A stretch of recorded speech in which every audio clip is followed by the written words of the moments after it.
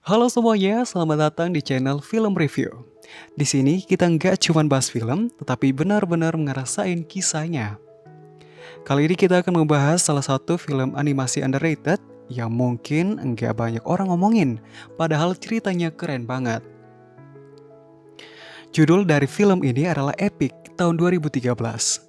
Sebuah petualangan di dunia kecil tersembunyi tentang peperangan, harapan, dan makna dari sesuatu yang seringkali enggak kita lihat. Nah, tanpa lama-lama lagi, yuk siapin posisi duduk paling nyaman dan mari kita masuk ke ceritanya. Di balik hutan yang rimbun tersembunyi dunia kecil yang nggak bisa dilihat manusia biasa.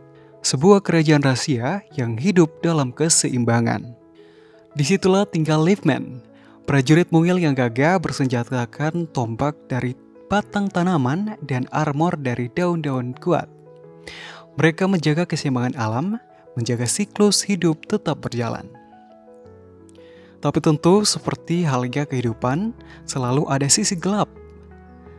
Nah, datanglah Bogans, makhluk-makhluk busuk yang hidup dari kebusukan dan kehancuran, dipimpin oleh Mandrake, sang makhluk kelam yang bertenagakan dari kematian, dendam, dan kehancuran. Di sisi lain di dunia manusia, ada seorang remaja cewek bernama Mary Catherine atau biasa dikenal dengan MK. Ia datang ke rumah ayahnya yang tinggal di tengah hutan setelah kepergian ibunya. Ayahnya, Profesor Bomba, adalah ilmuwan nyentrik. Obsesi hidupnya hanya untuk membuktikan bahwa ada makhluk mungil yang hidup di hutan. Hubungan mereka tidak terlalu dekat karena mereka sudah berpisah sejak MK masih kecil. Saat MK sampai ke rumah ayahnya, ia langsung masuk untuk mencari ayahnya itu. Namun ayahnya yang lupa akan kedatangannya tidak menyambutnya dengan cukup baik.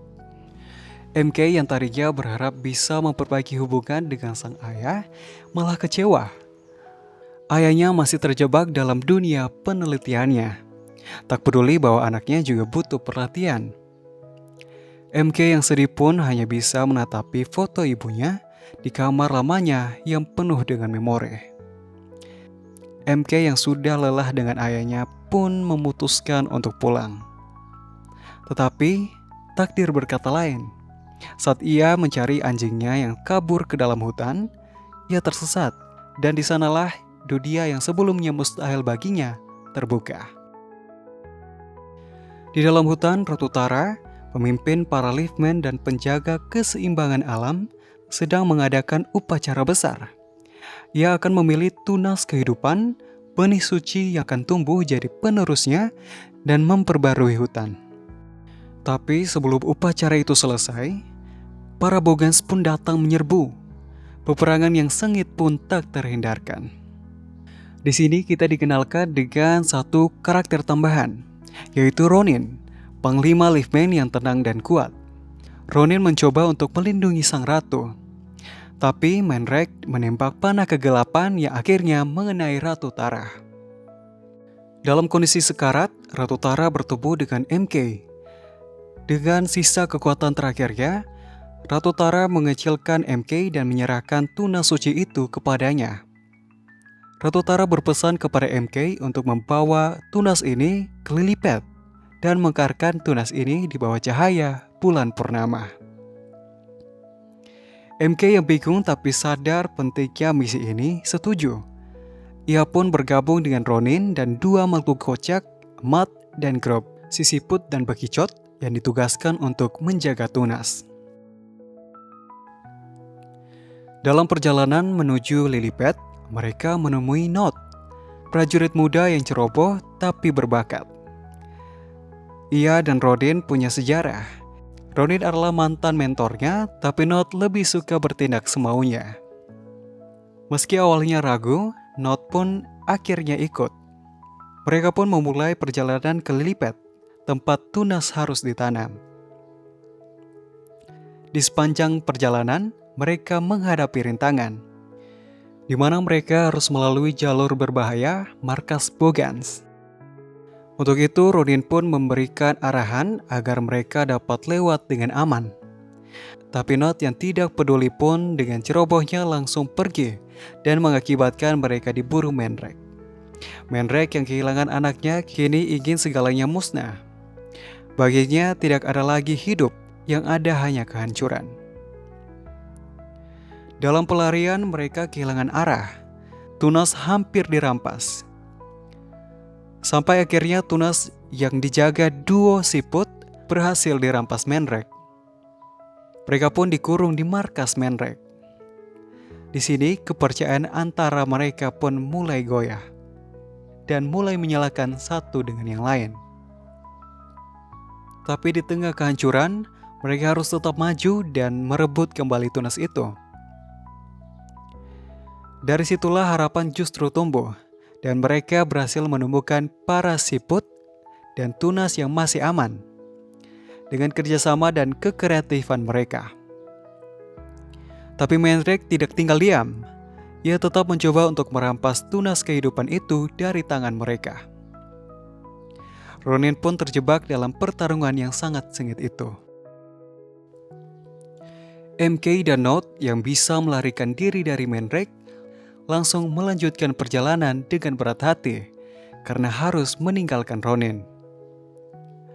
Akhirnya mereka pun tiba di Lilliput, tempat sakral di mana Tunas harus ditanam. Di sana para penghuni hutan telah menunggu kedatangan mereka.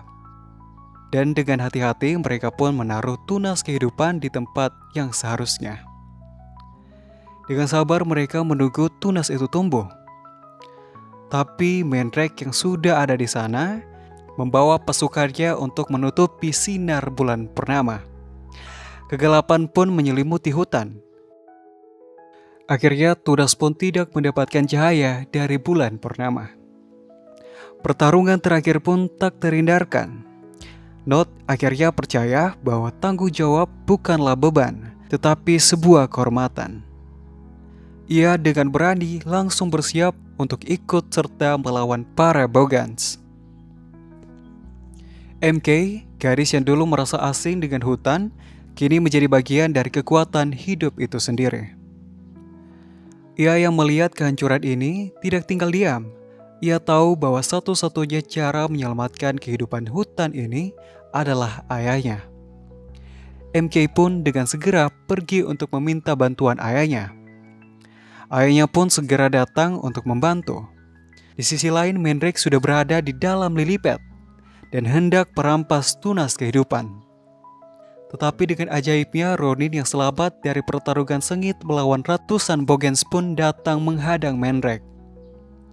Ayah MK dan MK pun sampai di Lilliput dan dengan segera mengaktifkan sinyal frekuensi tinggi yang menarik perhatian kelelawar yang sedang menghalangi sinar bulan purnama. Dan dengan sekejap mata, semua kelelawar pun mengikuti sinyal yang dikeluarkan ayah MK. Sinar bulan purnama pun kembali menyinari Tunas kehidupan dan membuat Tunas itu bersinar terang. Tunas itu mengeluarkan kekuatan yang sangat dahsyat. Mandrake yang tak bisa lagi bertahan, ia pun terpental keluar dan dilahap alam yang mulai tumbuh kembali.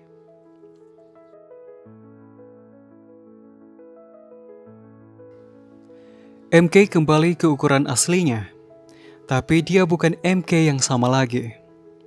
Ia memeluk ayahnya, tak lagi memendam marah, tapi hanya ada penerimaan. Ia membantu ayahnya membuktikan bahwa yang tak terlihat bukan berarti tak ada. Ia kini tahu bahwa dunia kecil punya arti besar. Dan kadang, untuk menyelamatkan segalanya, kita harus cukup kecil untuk mendengarkannya. Epic adalah film animasi yang sering kelewat radar orang. Padahal secara visual, ia memukau. Ceritanya punya pesan yang kuat tentang menjaga alam, pentingnya kerjasama, dan hubungan orang tua dan anak yang emosional. Karakter-karakternya juga unik. Dunia yang dibangun begitu imajinatif dan soundtracknya pun mendukung suasana magis di setiap adegan. Film ini cocok buat semua umur. Dan jujur, banyak bagian yang bisa bikin kita mikir betapa kita sering lupa menghargai hal-hal kecil di sekitar kita.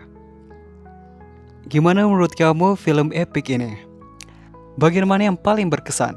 Yuk ngobrol di kolom komentar. Kalau kalian suka video ini, jangan lupa like, subscribe, dan nyalain loncengnya supaya kamu nggak ketinggalan cerita-cerita keren lainnya. Sampai sini dulu cerita hari ini, sampai jumpa di cerita-cerita berikutnya.